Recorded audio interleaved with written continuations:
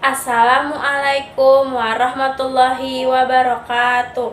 Perkenalkan, nama saya Sabita Adua Abelita dengan nomor induk mahasiswa 18722500016 dari Prodi Pendidikan Ekonomi. Yang terhormat Ibu Nadia Rista, SPD, MPD, dosen pengampu mata kuliah pengantar ekonomi dan bisnis.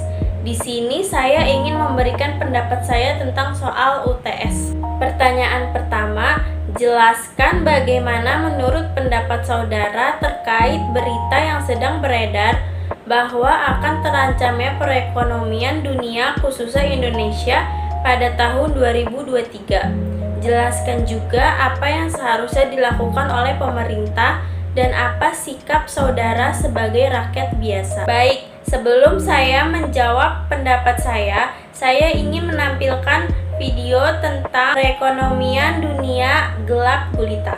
Direktur Pelaksana Dana Moneter Internasional atau IMF, Kristalina Georgieva mengatakan ekonomi dunia pada 2023 akan gelap karena menghadapi resiko resesi dan ketidakstabilan pasar keuangan yang disebabkan oleh pandemi COVID-19, perang antara Rusia dan Ukraina, hingga bencana iklim di semua benua. Lantas, apa dampaknya bagi Indonesia? Fenomena ini memengaruhi sektor pajak, investasi, bahkan kualitas hidup masyarakat. Dan perekonomian global belum sepenuhnya pulih dari dampak pandemi COVID-19.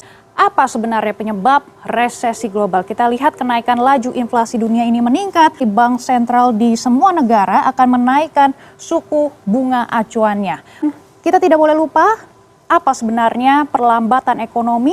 Ini sebenarnya pemicunya adalah COVID-19. Selain itu, kenaikan harga pangan dan juga energi, dampak perang Rusia. Dan ini adalah salah satu alasan utama resesi ekonomi global 2023. Baik, dari video tersebut saya simpulkan kalau kita melihat ekonomi pada saat ini melalui berita yang ada, besar kemungkinan memang Indonesia akan mengalami kesulitan dalam hal ekonomi karena supremasi hukum dan keadaan perekonomian dalam negeri khususnya di Indonesia itu belum ada kepastian dan itu akan mengakibatkan ekonomi kita menjadi gelap gulita. Pendapat saya untuk pemerintah tidak perlu terlalu khawatir karena Indonesia lebih mengkonsumsi dari domestik, tidak terlalu bertumpu dengan ekspor dari negara-negara lain.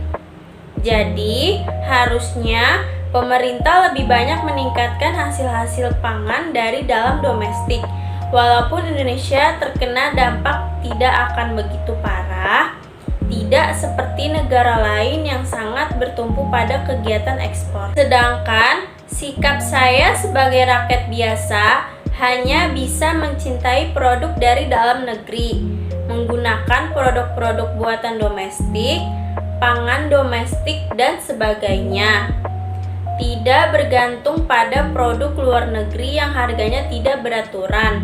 Dan saya mencoba untuk menghemat keuangan dengan tidak membeli hal yang tidak begitu penting. Pertanyaan kedua, banyak perusahaan yang ada di Indonesia, baik negeri maupun swasta, yang bekerja sama dengan perusahaan outsourcing. Jelaskan menurut pendapat saudara apa kelebihan dan kekurangannya. Kelebihan yang pertama, karyawan outsourcing sudah memiliki keahlian spesifik yang dibutuhkan perusahaan. Yang kedua, perusahaan bisa menghemat anggaran untuk memberikan pelatihan. Yang ketiga, memberi peluang kemitraan baru antara instansi bisnis dan perusahaan outsourcing.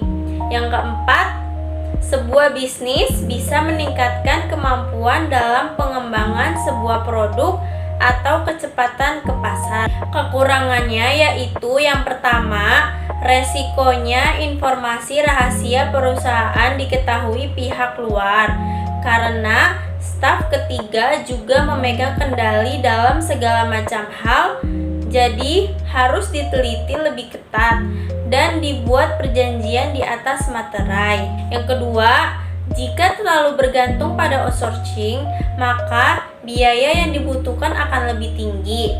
Yang ketiga, memakan banyak waktu untuk perusahaan mulai dari negosiasi dan penandatanganan kontrak. yang juga membutuhkan terlibatnya penasihat hukum. Sekian jawaban dan pendapat saya. Kurang lebihnya mohon maaf. Wassalamualaikum warahmatullahi wabarakatuh.